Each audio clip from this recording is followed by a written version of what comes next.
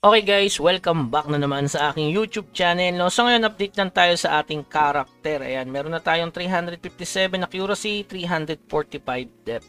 Pero bukas, mababawasan niya ng 8 na accuracy tsaka 8 depth. Kasi expire na yung ating collection. So medyo GG na. So dito natin nakuha kasi yung source ng depth. Ayan, syempre yung sa collection ng event, yung drop event.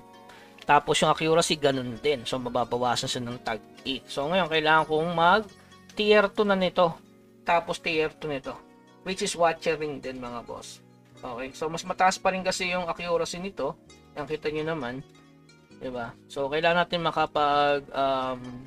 makapag-build na ng watcher ring. Tapos dito is seeker. Kailangan na natin ng MP regen at least 110 para yung sudden strike na malapit na sa akin yung build ko. Ayan. Is hindi na kailangang tanggalin sa skill mo. Kung hindi na ako magbabawas ng skill dito, bali alin na active skill yung may babato sa monster. So at least kailangan ko ng 110 na MP regen. So yun yung medyo kailangan kong habulin. So kukunin ko lang naman siguro yun sa collection, 'di ba? Sa collection din may MP regen diyan. At saka syempre doon sa other item na may MP regen. So kung kukulangin, kukuha ko sa enchant kasi kailangan talaga at least 110 MP regen. So kung kukunin mo pa yung extermination, at least kailangan mo ng 140 MP regen. So also, saan ba nakuha natin yung source ng accuracy? Ayan guys. So yung short lang yan. Tapos yung depth, syempre ganun din. So ngayon kukunin natin yung 23 M skill. Ayan, may ipon na tayo 25 million. No? Kasi napakamura na ngayon ng alluvial. Minsan 4 na lang siya. Pero binabuy and sell ko pa rin siya. No? Binibili ko ng 4, pwede mo ibenta ng 6 or 5. So ngayon, since meron tayong Morion na libre at nafa-farm sa Land of Prosperity, nakaipon na rin ako. Ng total, ayan, no, 99 na siya. So kulang na lang tayo isa. Pwede tayong bumili ng isang Morion mga boss. Ayan. So ipakrap na natin yung tier 2 na enhancement. Ayan. So tingnan natin kung ilan gear ang bigay. Siyempre, naka-bookmark na yan. So, ayan guys, expert. Expert pa ba natin yung request? Professional na lang siguro. Hindi, expert natin. Baka maging tradable. Hindi. Mahal ba to pag tradable? Hindi siguro. Professional na lang para mabilis. Kasi gagamitin ko talaga. Hindi for sale yun, no? Kasi mahirap din mag-ipon ng source of growth. So, request na natin mga bossing. So, bayad na lang tayo ng 20 dias para makarapagad. Tama. Kahit 20 gagawin nila yan. Hindi na kailangan maging tradable yan. Register na natin mga boss. Paano bawian yan? Mabili na natin yung 23M skill. Baka magkamali tayo ng bili dito So, ito. Ito ba yun? Kasi ito na. Tingnan natin kung ilan ang bigay nito na growth rate. Tapos ito na rin yung tier 2. Nice one. Okay. Mga bossing, ito na. The moment of truth, ilan ang bigay na GR? So, 16590. So, pag dinouble click, 700 daw to.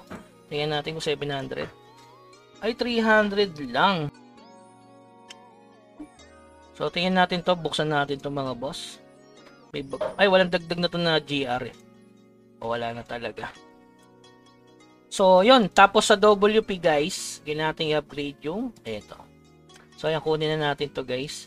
So, tanggalin muna natin yung hindi naman kasama sa attack. Siguro, naku, kailangan natin magtanggal mga boss. Increase weapon damage. Ano ba itong Luna? 5. So, isa. Naku, GG. Ito.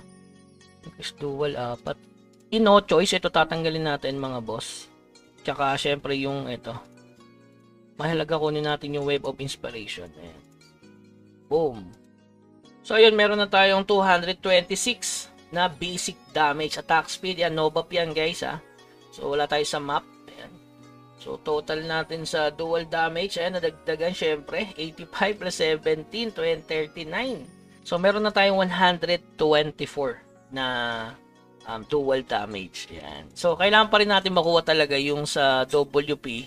Etong Battle Instinct. Sayang kasi yung dual damage nito eh. So, notice talaga. Sacrifice natin itong normal attack kesa dito sa weapon damage. Kasi plus 5 to. Okay? So mamaya nga pala guys, no, patch note, alas 5 ng hapon, sabay-sabay tayo dito. Syempre, matik yan sa content natin mamaya or sa live stream natin mamaya. Tapos, ano ba yung possible na pwedeng tumaas na item? Syempre, yun yung guild order mga boss. So sa ngayon kasi yan 140, napakamura.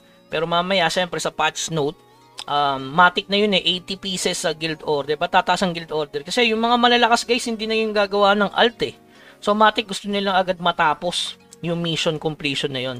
Okay, so ito yun guys. So na ano na natin yan last week na content na natin yan regarding na kailangan mong magtapos ng guild order. So kailangan mo at least meron kang 10 pieces na guild order, kaya dapat binili nyo to.